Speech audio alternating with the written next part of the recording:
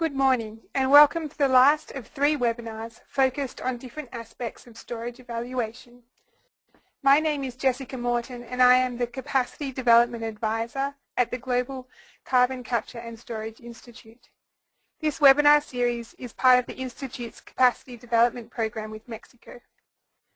We are excited to collaborate with the Electricity Federal Commission and the Academic Council of Earth Science Schools and the Secretariat of Energy. The topics for this webinar series were chosen based on the feedback from participants who attended a week-long Train the Trainer short course on CCS held in February 2013. This webinar will focus on the fundamentals of monitoring CO2 movement underground. We are very lucky to have Vanessa Nunez, research scientist associated at the Gulf Coast Carbon Center of the University of Texas at Austin's Bureau of Economic Geology. I will shortly be handing over to Rafael Acosta from CFE to introduce Vanessa. After the introduction, Vanessa will run through her presentation for about 30 minutes, then we will take questions. I will now hand over to Rafael Acosta from CFE to introduce Vanessa and explain how to submit a question. Thank you, Jessica. Okay. I would like to add my welcome to Vanessa. Voy a darle la bienvenida a Vanessa. Vanessa Núñez es una investigadora científica asociada del Gulf Coast Carbon Center, un centro de investigación perteneciente al Bureau of Economic Geology de la Universidad de Texas en Austin. Como tal, ella cumple funciones de investigadora principal en varios proyectos aplicados de almacenamiento geológico de dióxido de carbono. Vanessa posee un título de ingeniero de petróleo otorgado por la Universidad Central de Venezuela y 2 títulos de maestría, uno en ingeniería de petróleo y otro en energía y recursos minerales, ambos otorgados por la Universidad de Texas en Austin. Antes de unirse al Bureau of Economic Geology, ella trabajó como ingeniero de yacimiento senior en el grupo de almacenamiento de carbón de la compañía de investigación y desarrollo de Chevron Energy Technology Company. En ese cargo, Vanessa fue representante de Chevron en varias alianzas industriales, tales como el proyecto Weyburn, Middle EAA, en el que ella formó parte del comité ejecutivo. En su país natal, Venezuela, Vanessa fue profesora de la Escuela de Ingeniería de Petróleo de la Universidad Central de Venezuela. Bien. Jessica, please change to the next slide. Bien. Todos los asistentes están invitados a enviar sus preguntas a lo largo de la presentación, ya que en cuanto se les ocurra la pregunta, pueden escribirla o al final de la presentación. Usted puede enviar sus preguntas en español o en inglés por medio del panel de control GoToWebinar que se observa en la pantalla. La imagen de la diapositiva muestra el panel donde puede escribir sus preguntas. Usted debe estar viendo ahorita esto en la pantalla.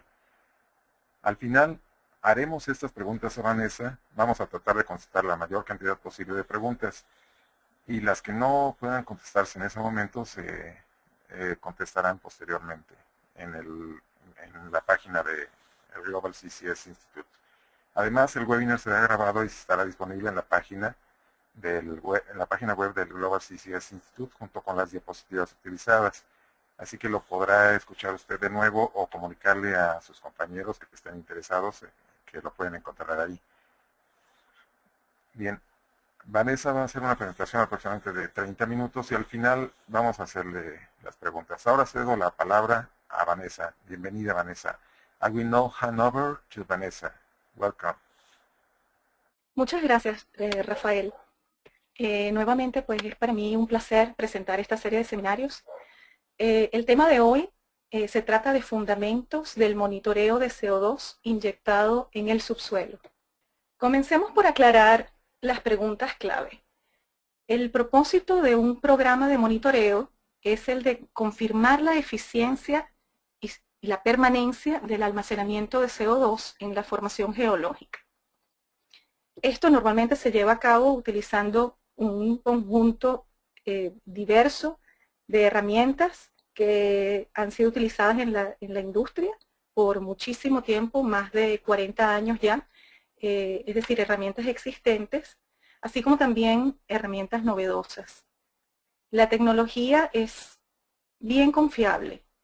siempre y cuando se aplique en condiciones bajo las cuales se haya comprobado la aplicabilidad de esa herramienta. ¿En dónde se monitorea? En la atmósfera. Sin embargo, es muy complejo monitorear en la atmósfera y no se recomienda por la variabilidad de las condiciones atmosféricas. Se monitorea también en la superficie, como les voy a explicar más adelante, y con más énfasis en el subsuelo somero, es decir, en el subsuelo no tan profundo, y en el subsuelo profundo. El programa debe comenzar antes de la operación para determinar, si se quiere, como una línea base o lo que llamamos el baseline. También se monitorea, por supuesto, durante la operación activa y también durante y después del cierre de la operación. Otra pregunta clave es, ¿quién requiere un plan de monitoreo? Les voy a dar 3 casos. Primero, en los Estados Unidos ya existen 2 leyes a nivel federal, es decir, a nivel del gobierno, que lo requieren. Una es el Safe Drinking Water Act y la otra es el Clean Air Act. Adicionalmente a esto, el programa de control de inyección en el subsuelo, a través de la Agencia de Protección Ambiental, la EPA, también requiere un programa de monitoreo. También en la directiva europea está requerido desde el año 2009 por el artículo 13, el cual pueden leer allí en la diapositiva, y también en Australia bajo el Offshore Petroleum and Greenhouse Gas Storage Act, que entró en vigencia en el año 2006. También lo pueden leer ahí luego en sus diapositivas. Vamos a comenzar también por dividir, digamos, el volumen de monitoreo en 3 zonas. Esta figura distingue entre 3 regiones. El subsuelo profundo, que está denotado allí como subsurface, el subsuelo somero o no tan profundo, que está denotado allí como near surface, y la atmósfera. Como ya les comenté, la atmósfera es un ambiente muy complejo para monitorear y no se recomienda generalmente. En la figura también pueden ver los distintos métodos y las tecnologías y en dónde o en qué zona de monitoreo se aplican estas tecnologías. Como por ejemplo pueden ver ahí que la presión se monitorea en la formación geológica que sirve de contenedor o lo que es la zona de inyección, y también en formaciones o capas, no solamente encima de la zona de inyección, sino también por encima del sistema de confinamiento. Toda esta zona de aquí se le monitorea la presión. También pueden ver que se obtienen muestras de fluidos en acuíferos someros de agua fresca para asegurar que se mantengan descontaminados. A continuación les voy a elaborar sobre las distintas tecnologías, por lo menos las que más han sido estudiadas y aplicadas, pero siempre pueden referirse a esta figura para ver en qué zona de monitoreo se aplican. Los métodos geofísicos que voy a cubrir hoy son estudios sísmicos, que a diferencia de aquellos que normalmente se utilizan en la exploración y en el desarrollo de campos petroleros, se deben repetir para poder observar el cambio de saturaciones que ocurre desde antes del inicio de la inyección, durante la inyección y después de la inyección.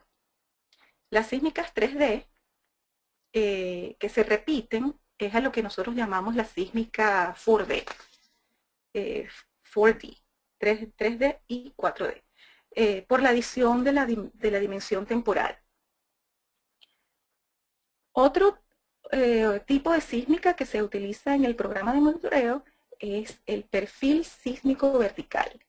Y otro que es muy parecido es la sísmica cross-pozo, que les voy a explicar en detalle.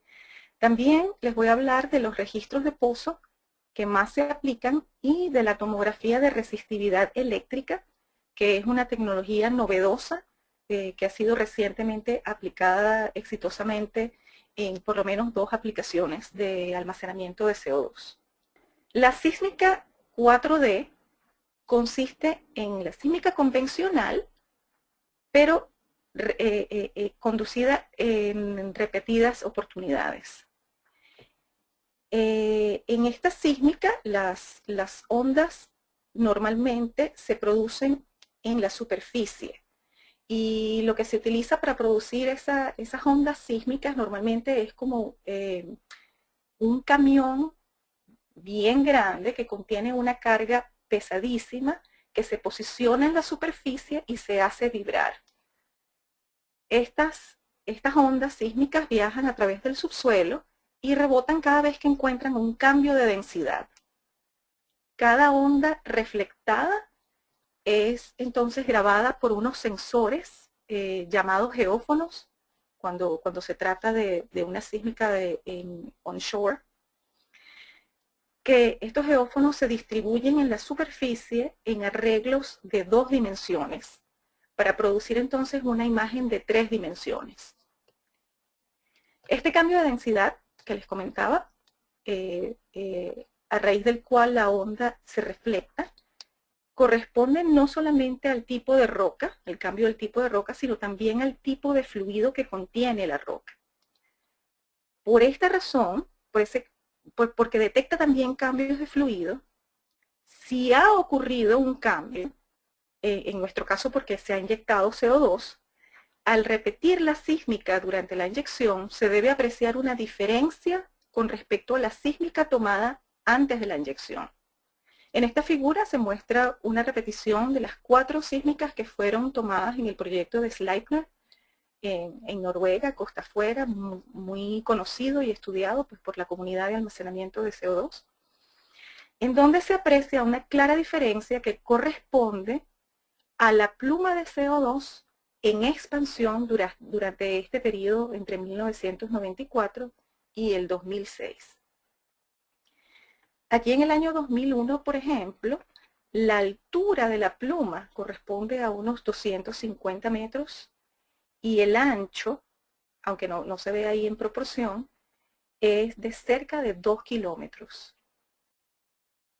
Aquí también se puede observar cómo esta es la unidad de confinamiento y cómo está pues, cumpliendo sus funciones de retención vertical del CO2. Puesto que la pluma se ha mantenido por debajo de la unidad. Los métodos geofísicos, por ejemplo, verticales, como el perfil sísmico vertical, denotado por las siglas VSP, funcionan con el mismo principio de la sísmica convencional, con la diferencia de que la fuente de energía sísmica, que comúnmente se provoca, en este caso, por pulsos acústicos, o los recibidores o los sensores o geófonos, o las dos, tanto la fuente como los recibidores, se ubican dentro del pozo. Más comúnmente, en el caso del perfil sísmico vertical, la fuente sísmica se ubica en la superficie y los recibidores en el pozo, en estas 4 modalidades que se muestran aquí en la figura. Una en donde la fuente está cerca del pozo, otra en donde está lejos del pozo, y otra en donde hay varias fuentes y se va moviendo de la misma forma que aquí. La VSP se utiliza para correlacionarla con la sísmica convencional de superficie y de esa manera obtener una imagen de alta definición a esa escala del pozo. De la misma forma, la sísmica cross pozo funciona también con el mismo principio de la sísmica convencional, pero en este caso con la diferencia que tanto la fuente sísmica como los sensores o recibidores se ubican los dos dentro de pozos. La fuente dentro de un pozo y los recibidores dentro de un pozo aledaño, en vez de en la superficie.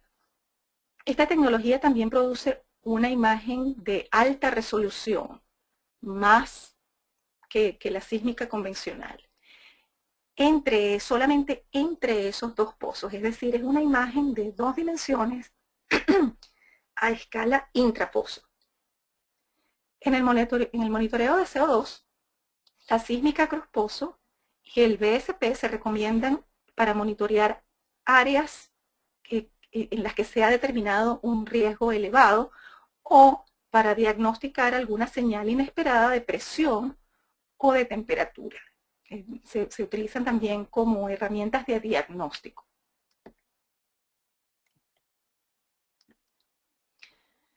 La herramienta de saturación conocida por la compañía de servicios que la ofrece, que es la Schlumberger, como RST o Reservoir Saturation Tool, es un registro de pozo que mide los cambios en la saturación de agua e inversamente la saturación de CO2 debido al drenaje que se produce durante la inyección y también debido a la imbibición que se produce a medida de que el CO2 va migrando verticalmente hacia arriba por la acción de la gravedad. En la figura, las áreas rojas muestran la saturación de gas.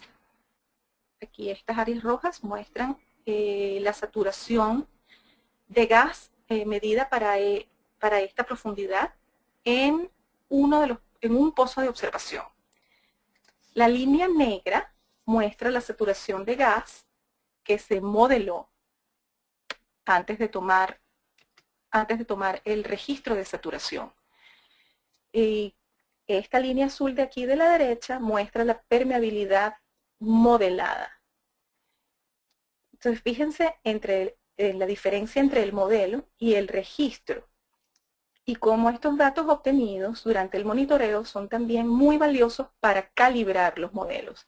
Aquí posiblemente haya habido una sobreestimación en el modelo de la permeabilidad en esta zona más profunda, lo que conlleva a un desplazamiento, digamos, de la saturación de CO2 hacia otra zona. Y la herramienta de saturación muestra que la pluma se ubica más arriba de lo que se predijo que se iba a ubicar. Es decir, la gravedad tomó un efecto un poquito más significativo de lo que se esperaba. La tomografía de resistividad eléctrica monitorea cambios en las propiedades eléctricas de los fluidos de formación. La tecnología consiste en tomar mediciones entre pares de electrodos ubicados dentro de los pozos de observación. Por ejemplo, en este ejemplo, pozo de observación 1 y el pozo de observación 2.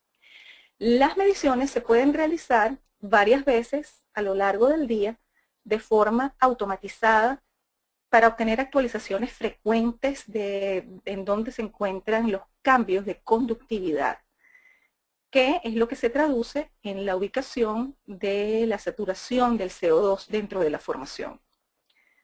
Para poder aplicar esta tecnología es necesario un pozo con un revestidor, o en inglés lo que se llama el casing, de microfibra, y no normalmente el revestidor de metal. Porque si se tiene un metal, este metal interferiría con la corriente, con el campo de corriente eléctrica producido. La presión es un parámetro imprescindible para el control de los fluidos en el subsuelo. La industria petrolera siempre ha confiado en el monitoreo de la presión en las zonas de inyección, tanto de agua como de gases, para controlar las operaciones. En este caso, si es una operación de inyección de CO2 para la recuperación mejorada de crudo, se utiliza la presión como una herramienta de control o de gerencia, digamos, el proceso de inundación de CO2 en el yacimiento de petróleo. En relación al monitoreo de la permanencia de CO2 en proyectos de almacenamiento, de la permanencia de CO2 en el subsuelo, aparte de monitorear la presión en la zona de inyección, aquí también es altamente recomendable monitorear la presión en zonas que se encuentran por encima de la zona de inyección, incluso por encima del sistema de confinamiento vertical.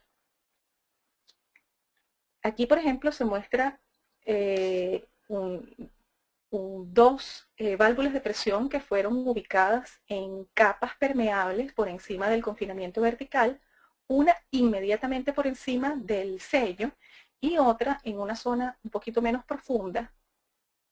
Nosotros llamamos ASMI a las zonas de monitoreo que se encuentran por encima de la zona de inyección, Above Zone Monitoring Interval.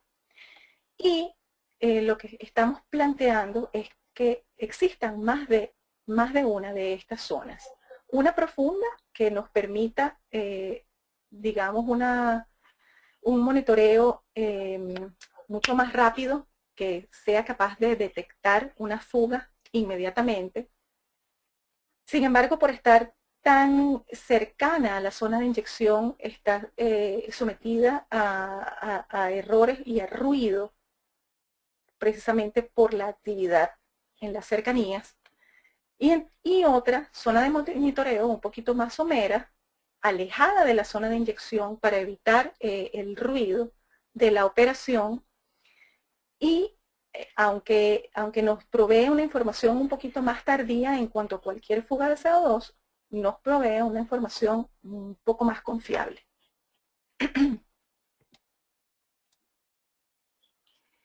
El monitoreo de agua potable, para evidenciar que no ha habido contaminación en esa zona de agua fresca, es una parte esperada en un programa de monitoreo. Este monitoreo comienza con un muestreo previo a la inyección y continúa durante la misma. Las muestras son enviadas a un laboratorio para el análisis de la composición química. De la misma forma también se toman muestras de gas en el subsuelo, disculpen, de la zona badosa. La zona badosa es esa zona del subsuelo inmediatamente por debajo de la superficie, en donde el subsuelo se encuentra subsaturado, es decir, todavía existe aire en el subsuelo. Se toman esas muestras de aire en el subsuelo previo a la inyección también para establecer una línea de base, y durante la inyección las muestras son evaluadas en sitio con un cromatógrafo. Este muestreo también continúa después de la inyección.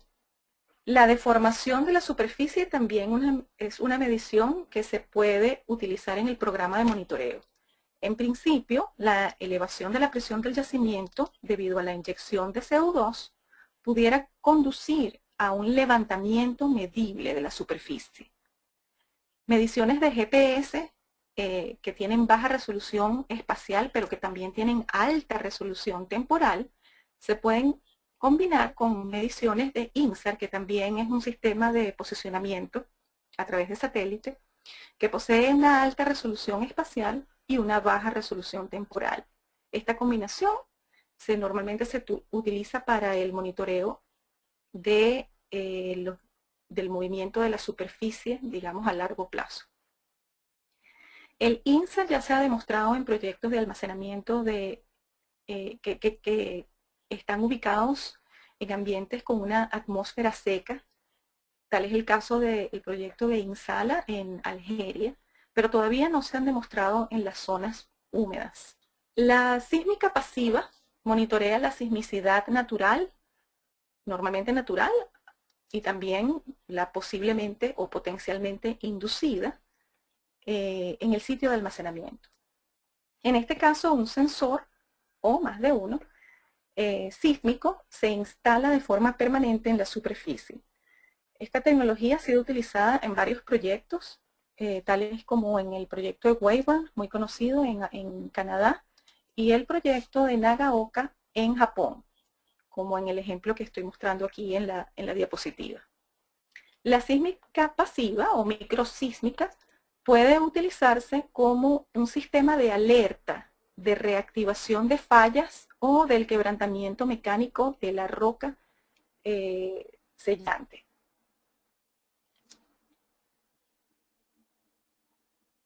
A continuación les voy a dar un ejemplo de campo que fue llevado a cabo y continúa por mi grupo de investigación para evaluar la aplicabilidad de las distintas tecnologías de monitoreo. Este proyecto fue y sigue siendo financiado por el Departamento de Energía de los Estados Unidos a través de su programa de asociaciones regionales para el desarrollo de tecnologías de almacenamiento de carbono. El proyecto se realizó en el acuífero asociado de un yacimiento de petróleo que está ubicado a 3.000 metros de profundidad, que había estado cerrado desde 1965, desde hace mucho tiempo, lo cual había restaurado las presiones a sus valores iniciales. Para información más detallada les recomiendo una sección especial que acaba de salir de este proyecto de Cranfield en la edición de octubre de la International Journal of Greenhouse Gas Control. Y les puse aquí el enlace para su conveniencia. Ahí van a obtener bueno, una multitud de artículos relacionados todos con este proyecto. En el proyecto, cada parte interesada tenía objetivos distintos. Los objetivos del programa de asociaciones regionales del Departamento de Energía de los Estados Unidos son del de predecir la capacidad de almacenamiento en un rango de más o menos el 30% de error, y el de evaluar los protocolos para demostrar que es probable que el 99% de CO2 sea retenido dentro de la formación geológica.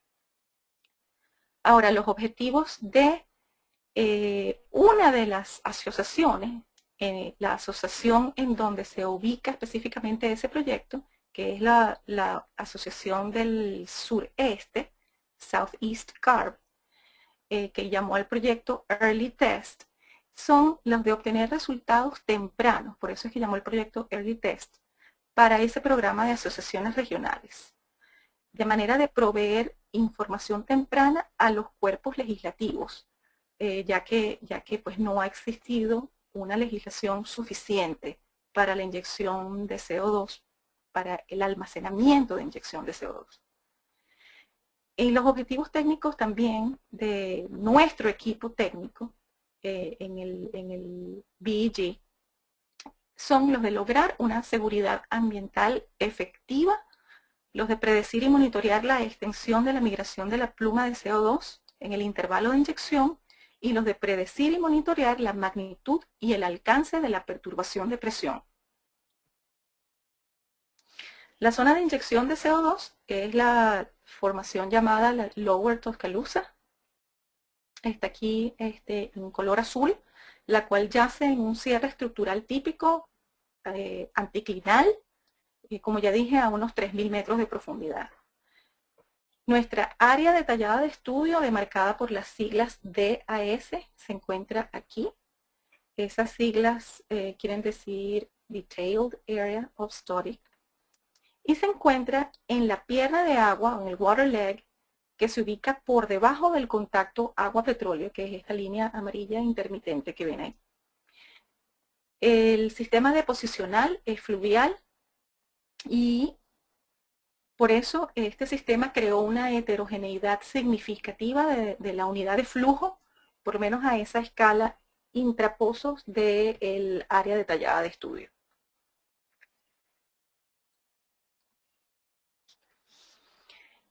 Ahora en esta figura pueden apreciar un poco mejor esta área de estudio, la cual consiste en 3 pozos, F1, F2 y F3, un pozo inyector, que es el que está aquí a la izquierda, F1, y 2 pozos observadores, que están separados por 68 metros y 112 metros respectivamente del inyector.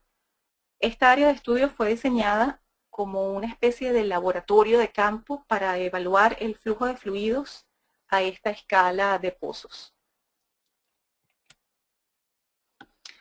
Por la naturaleza investigativa del experimento, se desplegaron en los pozos de observación numerosas herramientas para evaluar distintas tecnologías. Se desplegó la sísmica cross-pozo, el monitoreo lejano por microsísmica o por sísmica pasiva, se desplegaron válvulas de presión y de temperatura, se realizó monitoreo químico, sísmica convencional, tomografía de resistividad eléctrica y muchas otras. Es de hacer notar que este no sería el caso para proyectos comerciales. Este es un caso en donde simplemente queríamos evaluar todas las herramientas que nosotros pudimos evaluar. En los proyectos comerciales se debe seleccionar un conjunto de herramientas que corresponda al diseño de monitoreo específico para esa localización en particular, en donde hay tecnologías que no apliquen.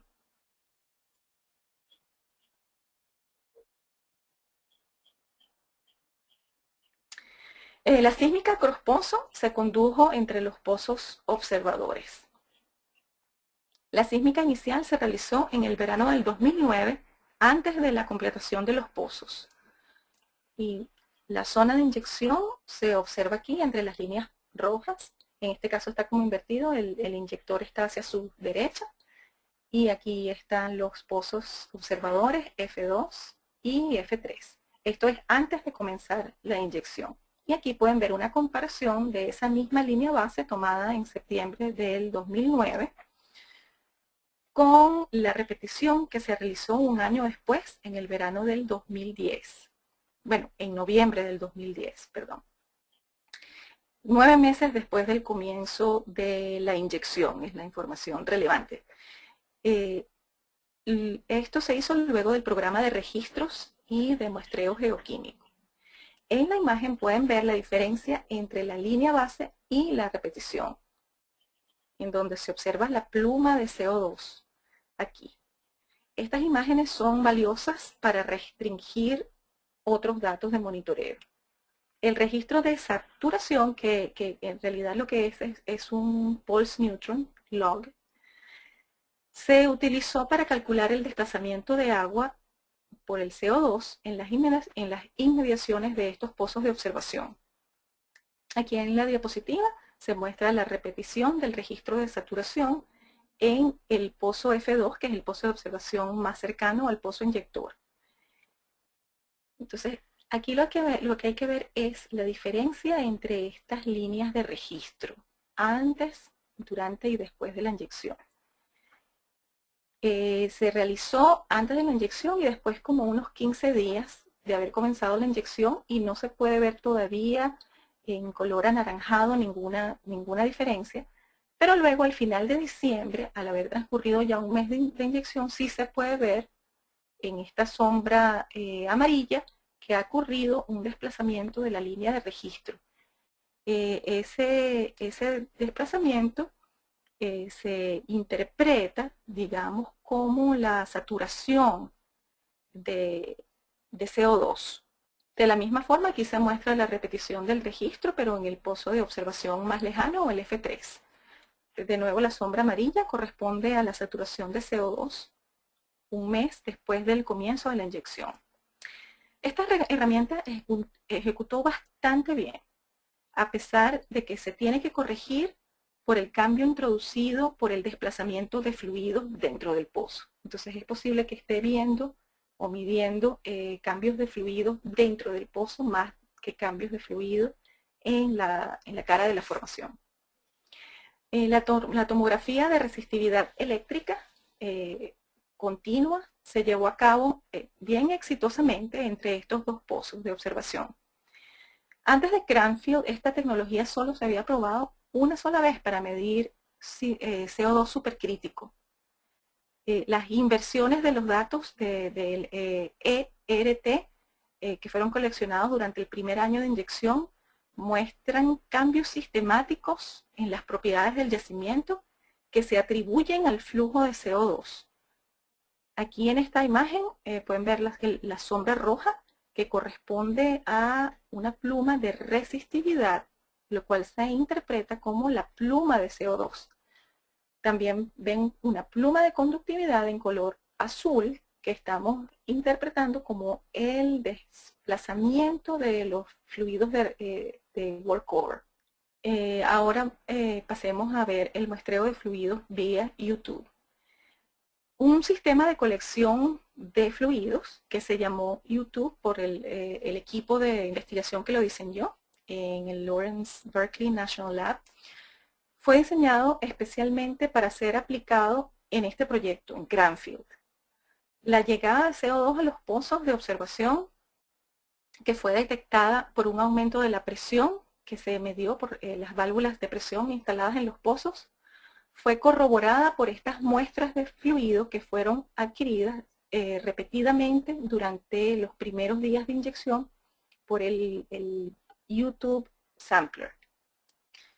Como la disolución de CO2 en el agua del yacimiento ocasiona una exsolución del gas metano disuelto en el agua originalmente, estas concentraciones de CO2 y de gas metano se muestran aquí como, digamos, como una imagen de espejo o una imagen recíproca, lo cual fue bien interesante obtener la correlación, digamos, directa de la disolución de CO2 en el agua y la exsolución del gas metano fuera del agua. La temperatura distribuida se trata de una fibra óptica que se instala a lo largo del pozo, desde el cabezal hasta el fondo del pozo, y mide la temperatura a cada metro de profundidad y a cada 5 minutos, produciendo una base de datos de temperatura realmente considerable. Tenemos billones de datos de temperatura para interpretar. En esta imagen pueden observar el comportamiento térmico del pozo de observación más cercano, el F2. Aquí pueden ver cómo exitosamente se obtienen las temperaturas que se producen con las diferentes operaciones o actividades que ocurren en ese pozo, como por ejemplo la inyección de nitrógeno que se utilizó antes de la inyección para producir el agua del pozo y preparar el pozo para la inyección. Se pueden ver las actividades de la toma de registros. Se puede ver cómo va llegando lo que llamamos un frente de enfriamiento. Este frente de enfriamiento está retrasado con respecto al frente de saturación. Y de hecho, pues comprobamos que esta tecnología de temperatura distribuida o Distributed Temperature Sensing no se puede utilizar, por ejemplo, para detectar la llegada del CO2 o el CO2 o el breakthrough. Bueno, hasta ahora hemos concluido en relación a este experimento de campo que hemos podido muy exitosamente monitorear más de 3.5 millones de toneladas. De hecho, ya está casi por las 4 millones de toneladas, puesto que es un proyecto que continúa de CO2. Este CO2 se ha retenido dentro de la zona de inyección, incluso en un área en donde existen, miles de pozos por la actividad petrolera de ese campo. La dirección del flujo y la elevación de la presión se pudieron pronosticar dentro del rango de incertidumbre que nos planteamos. También concluimos que algo muy importante de este proyecto es que el CO2 fluyó por sendas preferenciales a lo largo de canales fluviales. Como dije anteriormente, el sistema de deposición es fluvial. Y esto lo pudimos comprobar con varias herramientas que producen imágenes y que apoyan esta teoría de flujo preferencial. Otra conclusión importante es que el CO2, a pesar de ser un fluido flotante, fluyó hacia abajo, es decir, buzamiento abajo, indicando que las fuerzas flotantes no dominaron el flujo a la escala de pozo utilizada en el experimento, por lo menos.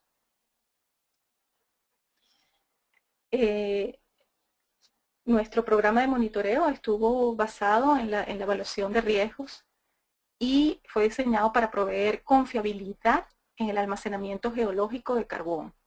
Y lo que nosotros esperamos también es que todo este aprendizaje, no solamente el aprendizaje exitoso, sino el aprendizaje también de las debilidades, pues de algunas de las herramientas evaluadas y de las tecnologías, que todo este aprendizaje sea relevante para proyectos futuros. En general, podemos concluir que existen múltiples y diversas herramientas disponibles para el monitoreo de la permanencia de CO2. y que casi todas estas herramientas han sido probadas extensamente en operaciones similares. Desde 1972 se han estado probando herramientas para las operaciones de recuperación mejorada de crudo. Y actualmente están siendo probadas en sitios de almacenamiento de CO2 en especial. No existe una combinación única de herramientas para proyectos comerciales. Los programas de monitoreo en aplicaciones comerciales deben ser específicos para cada proyecto. La presión de yacimiento en la zona de inyección es un indicativo muy conocido de cómo se comporta el yacimiento, cuál es la respuesta del yacimiento después de haberle inyectado CO2. Y esto provee datos que ponen a prueba la veracidad de los modelos. Los datos de presión medidos a alta frecuencia son datos muy valiosos, por cuanto documentan los cambios de presión durante el periodo transiente inicial, los cuales no pueden ser visibles en mediciones de baja frecuencia. Es decir, de hecho, nosotros recomendamos que se instalen válvulas de presión y que se conecten a un sistema de recolección automatizado como el sistema SCADA, por ejemplo, que ofrece mediciones de presión a tiempo real y continuo. El monitoreo de la zona de agua potable debe seguir los protocolos clásicos existentes para sitios contaminados. Bueno, con esto doy por concluida mi presentación. Con mucho gusto responderé cualquier duda o inquietud que puedan tener. Muchísimas gracias por su atención, no solamente en esta presentación, sino en las dos presentaciones anteriores. Estoy muy honrada pues, de haber podido participar en esto y compartir con ustedes. I have just finished my presentation. Thank you very much to Vanessa for presenting today. We appreciate you taking the time and effort to share your expertise with us. For listeners, if you haven't already done so, we now invite you to submit your questions using the GoToWebinar control panel on your screen. Rafael will ask these questions of Vanessa in Spanish, so all participants can understand them. Rafael, perhaps you could explain this again for those people who speak Spanish. Ok, muchas gracias, Jessica. Bien, como les explicó Jessica, si aún no han enviado sus preguntas, por favor háganlo ahora. Para ello pueden usar el panel de control de GoToWebinar que aparece en la parte derecha de su pantalla. Bien, por lo pronto, las preguntas que ya tenemos por aquí se las vamos a hacer llegar a Vanessa en este momento. Muchas gracias por sus preguntas. La primera, Vanessa, sabemos que hay un gran número de herramientas para el monitoreo en superficie, cerca de superficie y bajo la superficie. Has hablado de algunos de ellos. ¿Dónde podemos averiguar qué otras opciones de herramientas están disponibles? Y si nos puedes recomendar algunas, por favor. Gracias, Rafael. Bueno, de hecho, existe un reporte en la página del CSLF, nuestro anfitrión de esta serie de seminarios, que tiene, es una publicación que revisa las mejores prácticas, es como un manual de best practices. Y este reporte se encuentra en la página web del Carbon Sequestration Leadership Forum, que es www.cslforum.org. Ahí pueden ir a publicaciones y luego a documentos, y ahí es donde van a encontrar este documento que es una revisión de las mejores prácticas de almacenamiento de CO2. También existe un documento para el monitoreo o MVA, Monitoring, Verification and Accounting, en la página del gobierno federal del Departamento de Energía, más específicamente en la página del National Energy Technology Laboratory, NETL, que es www.netl.gov de gobierno. Ahí van al Carbon Storage Program y ahí también van a encontrar diversas publicaciones, incluida la publicación referente al monitoreo de CO2. Muy bien, muchísimas gracias. Otra pregunta. ¿Has utilizado en el proyecto Cranfield como ejemplo en tu presentación para demostrar las herramientas utilizadas? ¿Nos puedes decir el costo aproximado del programa de monitoreo en Cranfield y cuánto cuesta como porcentaje del total del proyecto? Como porcentaje total del proyecto no sabría exactamente decir. No es un porcentaje alto. Sin embargo, les puedo decir que este proyecto fue un grant del Departamento de Energía y el grant fue de 38 millones de dólares. Esto es, por supuesto, bueno, para la compra de materiales, de todas estas herramientas, para la instalación de las herramientas, incluso para la perforación de los pozos de observación. Sí, es, bueno, relativamente costoso, pues. Y bueno, para cubrir pues todo el equipo de investigación que trabajó en el proyecto. Normalmente, como lo dije durante mi presentación, en un proyecto a nivel comercial, no se espera que se apliquen todas estas tecnologías. De hecho, la sísmica, por ejemplo, que es una tecnología sumamente costosa, no se recomienda, digamos, aplicar a ciegas en todo proyecto. De hecho, esta sísmica que puede identificar cambios de fluidos, identifica solamente cambios de fluidos con respecto a agua y gas, o líquidos y gases, pero no distingue muy bien entre CO2 y gas metano.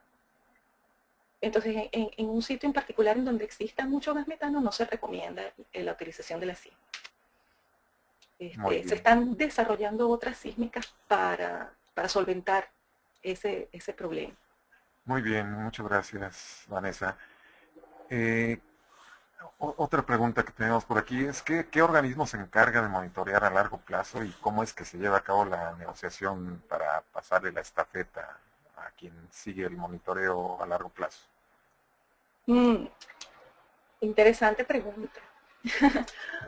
Bueno, en el caso de Cranfield, este es un proyecto netamente de investigación en el cual el programa de monitoreo no se implementó como un requisito, digamos, legislativo, sino que se ofreció justamente para que nosotros fuéramos capaces de proveer la información técnica necesaria para el legislativo poder comenzar a esbozar, digamos, las leyes que van a reglamentar la inyección del CO2. Entonces eso todavía, por lo menos en los Estados Unidos, está un poco en las primeras etapas, digamos. Entonces no se requiere monitoreo a largo plazo. El monitoreo es simplemente por el tiempo del grant que se nos ofreció. Okay. Ahora, nosotros, por ejemplo, en Texas estamos pasando de este modo investigativo a una aplicación comercial y de hecho tenemos varios proyectos comerciales de recuperación de crudo en los que se va a utilizar CO2 antropogénico capturado por plantas industriales. Muy bien. Esto sí requiere ya por legislación del estado de Texas que se implemente un sistema de monitoreo para poder ellos a un futuro o pedir créditos por reducción de emisión o pedir una reducción de impuestos por reducción de emisión. Entonces esto sí requiere un programa de monitoreo, pero todavía no está definido cómo se va a realizar a largo plazo, solamente durante los 3 primeros años de la inyección. Muy bien, muy claro, muy interesante, Vanessa, muy buena tu participación en estos 3 webinars. Muchas Francamente, gracias. estamos muy agradecidos aquí en México y seguramente todos los que nos están escuchando. Bien, pues esas serían las preguntas que te tenemos. Solo quiero dar ahora un recordatorio más. Si los participantes desean recibir un certificado de participación en estos webinars, deben enviar un email a Alice Gibson con su nombre completo y el título de los webinars en los que han participado. Por favor, deben tomar nota del correo electrónico que aparece en la pantalla, en la diapositiva de la pantalla, y el certificado se les hará llegar por vía correo electrónico a principios de diciembre aproximadamente. Bien, pues no me resta más que agradecer a todos los participantes y y sobre todo a Vanessa, que nos ha confiado en toda su experiencia, y ahora voy a pasar la voz a Jessica para la clausura de esta sesión. I will now hand back to Jessica to close the session. Thank you. So before I close this session, I just wanted to once again give a big thank you to Vanessa for presenting and Raphael for hosting this webinar. I also want to remind you that the webinar has been recorded and will be available on the Global CCS Institute's website in the coming days. As Raphael noted, if you would like a certificate of participation, please email Alice Gibson on the email address shown on the slide, and a certificate will be emailed to you in early December. On that note, I shall draw the session to a close. Thank you and goodbye.